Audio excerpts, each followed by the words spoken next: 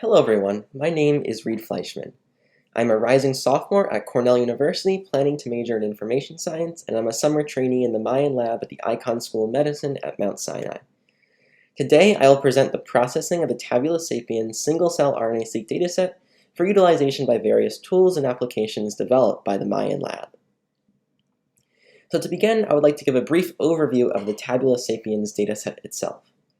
This single-cell RNA-seq dataset contains gene expression data for almost 500,000 cells across 24 tissues collected from 15 donors. And in all, the dataset identified 474 distinct cell types. The Tabula Sapiens Consortium also collected and sequenced the samples in a uniform manner, which is critical for data reuse. In order to integrate the data from Tabula Sapiens with tools developed by the Mayan lab, we need to do some data processing and filtering. I chose to only include cells processed with the 10x genomics assays because that was the most abundant method, as well as to only include donors without cancer. As you can see on the right, this resulted in fewer cells, donors, and cell types compared with what is available from the original dataset, but the vast majority of the data is still there. So the data that I processed from Tabula Sapiens was used in three main applications. The first two were Appyters that use the dataset as a background to see how individual genes are expressed across cell types and tissues, and the third application was processing the data into a GMT file to add to Enrichr as a new gene set library. And I'll go into each of these in more detail throughout the presentation. So first I'll describe how the Tabula Sapiens dataset was added to the Tumor gene target screener Appyter. But before I describe what I did, I would like to explain the function of and idea behind this Appyter. So the Tumor gene target screener Appyter was originally developed by Daniel Clark, a data scientist in the Mayan lab. So here's how it works. First, users upload RNA-seq data collected from a tumor. Then the Appyter performs differential gene expression analysis against normal tissues using data from GTEx and ArchS4 to identify genes that are highly expressed in the tumor and lowly expressed in the normal tissues. And all in all, the goal is to find targets that are most specific to the tumor.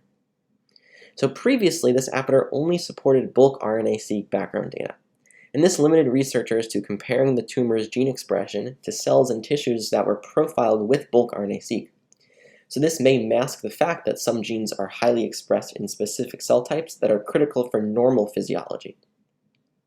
So to overcome this limitation, my project added the Tabula Sapiens data from single-cell RNA-seq as a normal cell type and tissue background data set to the Appyter. So to do this, I needed to process the data into a suitable format for the Appyter. To start, there were a few genes that were duplicated in the datasets. So rather than pick one entry, I summed the counts for the duplicate genes for each cell type to create a single row for the gene. As you can see here, the counts for both A2M genes were added together, while the singular PSG2 gene remained the same. The next step was to sum the counts of each cell type for each donor. As you can see here, for the A2M gene, we sum all the counts for the T cells, while the B cell remained the same because there is only one of them. And the same thing happens for the PSG2 gene. And finally, we generated statistics across all the donors for each gene and each cell type. As you can see here, I did that for the A2M gene across these three donors. And now if you look closely, you'll notice that the count under T cell is 2 rather than 3. This is because we only include non-zero counts. As you can see, donor 2 had a 0 count right here. And finally, after completing these processing steps, the statistics file was ready to use as a background data set for the Appyter. So here's what the addition of the Tabula Sapiens dataset looks like in the Appyter. So you have two options. You can either preload the dataset, as you can see here on the left, or as you can see on the right, you can upload your own single-cell RNA-seq background dataset. Now, how do we actually visualize these results? As you can see here, for each significantly differentially expressed gene, the Appyter shows an interactive plot displaying the expression of the top identified targets. The box plots of the expression levels are color-coded by tissue of origin, and on the right, you can click on any tissue to hide or show the cell types from that tissue. And finally, I want to point out one limitation. As you can see, some cell types display their data as a single line rather than in a box plot. And this is because these cell types express this gene in only a single donor.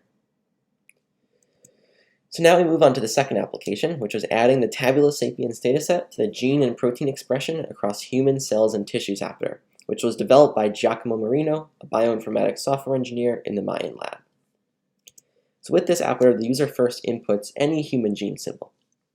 Then the Appyter displays the gene's expression across the many cell types and tissues from a number of different process datasets, including Tabula Sapiens, which Giacomo added right here. As you can see on the right, the Appyter generates very similar box plots to the tumor gene target screener Appyter. And the final application I worked on was creating a new gene set library for Enrichr, which is one of the lab's most well-known tools. To create the Tabula Sapiens Enrichr library, I generated a GMT file from the top 100 highly and uniquely expressed genes, which I calculated using z-scores. To visualize the content of the library, I applied UMAP followed by cluster identification using the Leiden algorithm, and I created UMAP colored plots of the clusters grouped both by cell type, as you can see on the left, and by tissue on the right. And as you can see, coloring by cell type shows better grouping than coloring by tissue. And this means that the immune cell types across tissues are more similar to each other compared with other cells that make up the tissues. And next, to test the new library and demonstrate how it could be applied to knowledge discovery, I used CellShooter, which is a web-based application developed by Derek Wang, a summer trainee in the Mayan lab.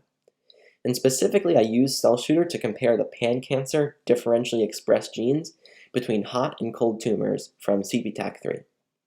So here are the enrichment analysis results of the upregulated genes in the hot tumors when compared to the cold tumors. So as you can see, the genes that are upregulated in the hot tumors are enriched for these cross-tissue macrophages. And the new Tabula Sapiens library not only confirms our knowledge that immune cells are able to infiltrate hot tumors, but it also points to a specific immune cell type that is most likely involved. So in conclusion, I processed the Tabula Sapiens single-cell RNA-seq dataset so it could be integrated within the tumor gene target screener Appyter as background. And the process dataset was also added to the gene and protein expression across human cells and tissues Appyter. And finally, I created and visualized a new gene set library for Enrichr.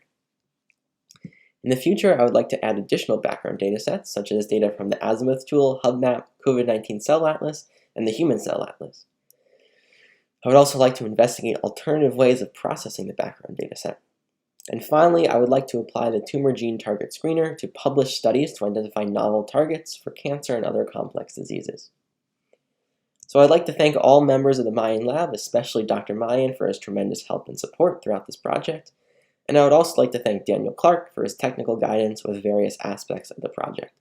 And also Sherry Shia for helping me generate the UMAP plots.